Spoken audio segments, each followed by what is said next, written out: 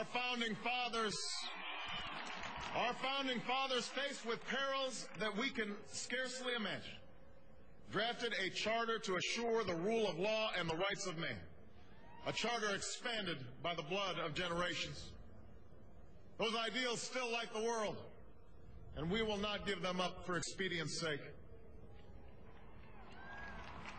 And so, to all the other peoples and governments who are watching today, from the grandest capitals to the small village where my father was born, know that America is a friend of each nation and every man, woman, and child who seeks a future of peace and dignity, and we are ready to lead once more.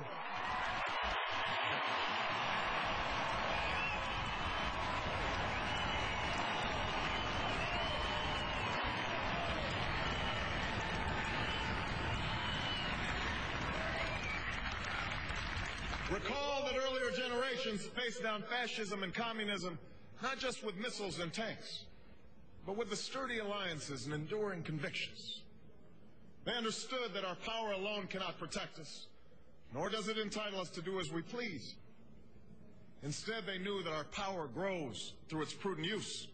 Our security emanates from the justness of our cause, the force of our example, the tempering qualities of humility and restraint. We are the keepers of this legacy. Guided by these principles once more, we can meet those new threats that demand even greater effort, even greater cooperation and understanding between nations. We will begin to responsibly leave Iraq to its people and forge a hard-earned peace in Afghanistan. With old friends and former foes, we will work tirelessly to lessen the nuclear threat and roll back the specter of a warming planet. We will not apologize for our way of life, nor will we waver in its defense. And for those who seek to advance their aims by inducing terror and slaughtering innocents, we say to you now that our spirit is stronger and cannot be broken. You cannot outlast us, and we will defeat you.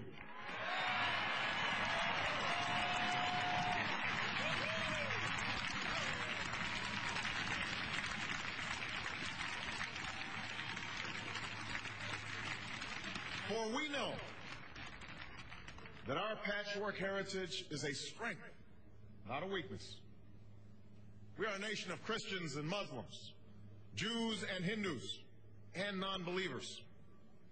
We are shaped by every language and culture, drawn from every end of this earth. And because we have tasted the bitter swill of civil war and segregation and emerged from that dark chapter stronger and more united, we cannot help but believe that the old hatreds shall someday pass, that the lines of tribes shall soon dissolve, that as the world grows smaller, our common humanity shall reveal itself, and that America must play its role in ushering in a new era of peace. To the Muslim world, we seek a new way forward, based on mutual interest and mutual respect. To those leaders around the globe who seek to sow conflict or blame their society's ills on the West, know that your people will judge you on what you can build, not what you destroy. To those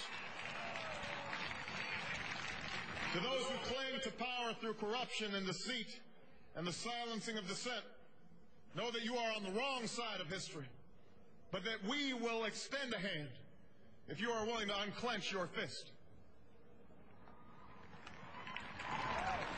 To the people of poor nations, we pledge to work alongside you to make your farms flourish and let clean waters flow, to nourish starved bodies and feed hungry minds.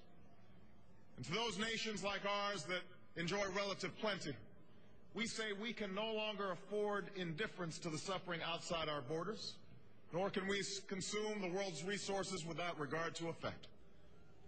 For the world has changed, and we must change with it. As we consider the road that unfolds before us, we remember with humble gratitude those brave Americans who, at this very hour, patrol far-off deserts and distant mountains. They have something to tell us, just as the fallen heroes who lie in Arlington whisper through the ages. We honor them not only because they are the guardians of our liberty, but because they embody the spirit of service, a willingness to find meaning in something greater than themselves. And yet, at this moment, a moment that will define a generation, it is precisely this spirit that must inhabit us all. For as much as government can do and must do, it is ultimately the faith and determination of the American people upon which this nation relies. It is the kindness to take in a stranger when the levees break, the selflessness of workers who would rather cut their hours than see a friend lose their job, which sees us through our darkest hours. It is the firefighter's courage to storm a stairway filled with smoke, but also a parent's willingness to nurture a child that finally decides our fate. Our challenges may be new. The instruments with which we meet them may be new. But those values upon which our success depends, honesty and hard work, courage and fair play, tolerance and curiosity, loyalty and patriotism, these things are old. These things are true. They have been the quiet force of progress throughout our history. What is demanded then is a return to these truths. What is required of us now is a new era of responsibility, a recognition on the part of every American that we have duties to ourselves, our nation, and the world. Duties that we do not grudgingly accept, but rather seize gladly, firm in the knowledge that there is nothing so satisfying to the spirit, so defining of our character, than giving our all to a difficult task. This is the price and the promise of citizenship. This is the source of our confidence, the knowledge that God calls on us to shape an uncertain destiny. This is the meaning of our liberty and our creed, why men and women and children of every race and every faith can join in celebration across this magnificent mall, and why a man whose father less than 60 years ago might not have been served at a local restaurant can now stand before you to take a most sacred oath.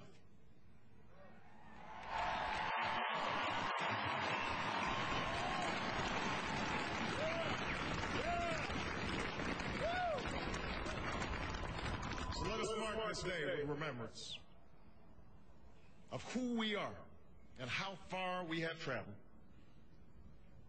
In the year of America's birth, in the coldest of months, a small band of patriots huddled by dying campfires on the shores of an icy river.